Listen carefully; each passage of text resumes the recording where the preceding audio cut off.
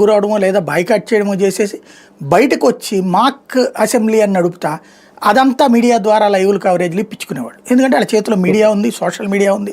వాటి ద్వారా కంటిన్యూగా చేస్తూ ఉండేవాళ్ళు. కవరేజ్ అవ్వనియండి, అవ్వకపోనియండి, జనం చూడనియండి, చూడకపోనియండి, మన రాజకీయం మనం చేయడమే అనేటటువంటి ఫార్ములా వాళ్ళు ఫాలో అయ్యారు. వైఎస్ఆర్ కాంగ్రెస్ పార్టీకి అది చేత కాదు. భయపడితే అందరూ భయపడిపోతున్నారు, ఆగితే అందరూ ఆగిపోతున్నారు. ఇప్పుడు చంద్రబాబు నాయుడు బయటికి వెళ్ళిన తర్వాత కూడా వాళ్ళ ఎమ్మెల్యేలు అందరూ వెళ్ళారుగా. మరి జగన్ వెళ్ళకూడదు అనుకున్నప్పుడు పోయిన వాళ్ళ ఎమ్మెల్యేలు వెళ్ళొచ్చు కదా. రెండవది ఏది నాకు ప్రతిపక్ష నాయకుడు పదవి ఇస్తేనే వెళ్తాను, మామూలుగా అయితే అది తప్పు.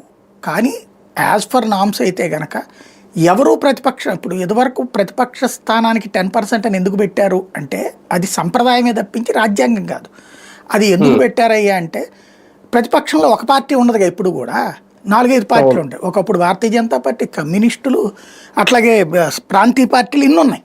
మీకు భారతీయ జనతా పార్టీ కాదు ప్రతిపక్షం, ఏది రాజీవ్ గాంధీ బతికున్నప్పుడు ప్రధానమంత్రిగా ఉన్నప్పుడు తెలుగుదేశం పార్టీ ప్రతిపక్షం. ఆ రోజున తెలుగుదేశం పార్టీకి సంబంధించినటువంటి ఫ్లోర్ లీడర్ ఉపేంద్ర అప్పుడు నాయకుడు, తెలుగుదేశం పార్లమెంటరీ పక్ష నాయకుడు. పార్లమెంట్లో ఓ రకంగా ప్రతిపక్ష పాత్ర ఆయనకి అవకాశం ఇచ్చింది ఆ రోజున లోక్సభలో కాంగ్రెస్ పార్టీ. ఆ విధమైన మర్యాదలు అందుకున్నాడు ఆయన.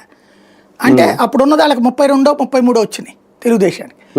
దాంతో ఏకంగా అది అప్పుడు బీజేపీకి ఉన్నాయి 2 సీట్లు రాజీవ్ గాంధీ బతికున్నప్పుడు. అది గుర్తుపెట్టుకోవాల్సింది.